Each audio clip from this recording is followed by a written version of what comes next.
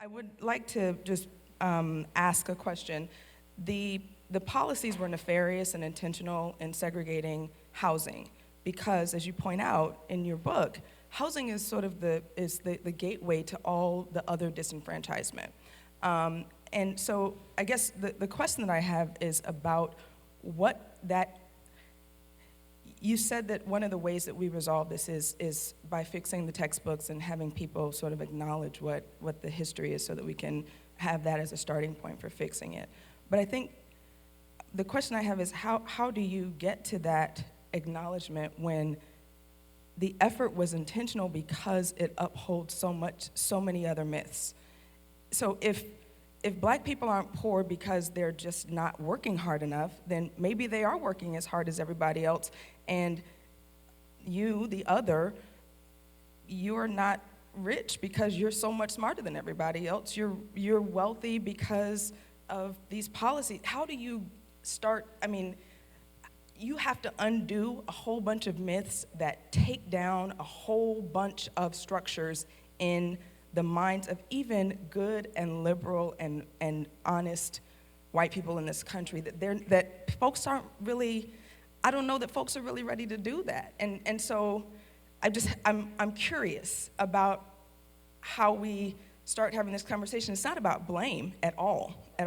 It's about acknowledgement so that we can grow to be the country that we intended to be, not just be pretending to be that country.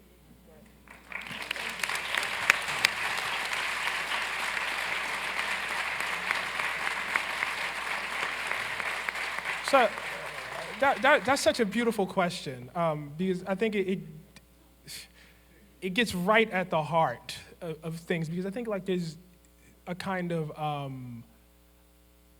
weak, soft, moist hope. Not all hope, but a kind of weak, moist hope that says, well, if we can't, why can't we just educate everybody and then everything will be okay?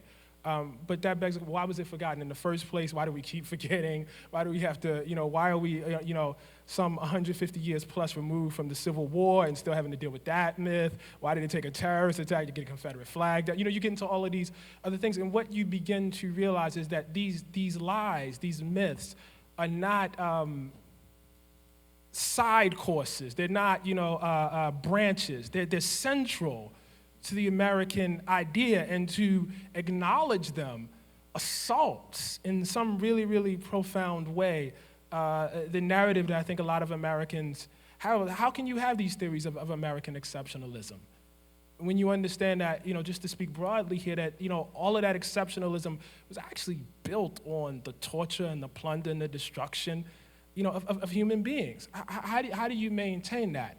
I don't know that you do. But here's what I know about African-American progress in this country. It has never come through sheer moral appeal. It just hasn't. It just hasn't. It's not like suddenly in 1860, 1861, 62, folks realized that enslavement was wrong. At that point, African-Americans had been making the case since they got here in 1619. So you're talking about folks having made the case for over 200 years at that point.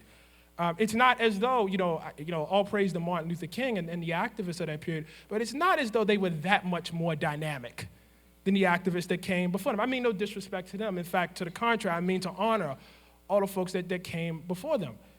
What you have in these cases is some sort of exterior interest.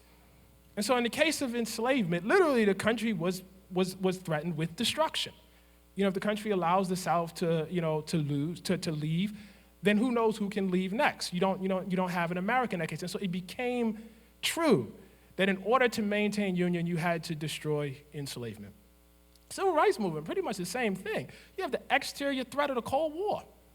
And so American racism becomes an international embarrassment to this country. I don't know that you could have had the civil rights movement without the Cold War, without World War II. I'm not sure it would have happened.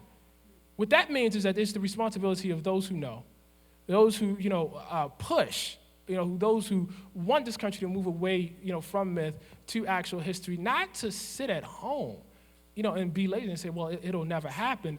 But you have to be there, pushing, when that exterior event happens, so that you can push through that window. That's the way it works. The window is not always open.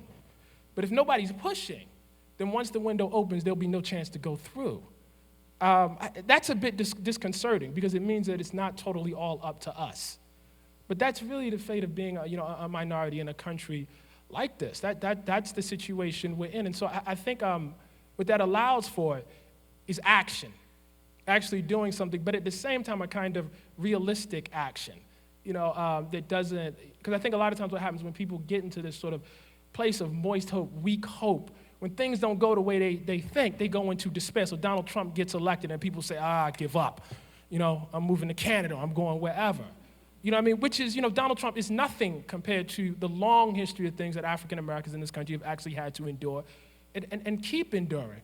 So I think if you can have some sort of long-term vision, it says that it's your responsibility to struggle even when, perhaps even more so, when it looks like there's no solution on the horizon, then you can keep on. The expectation has to be beyond your lifetime, actually.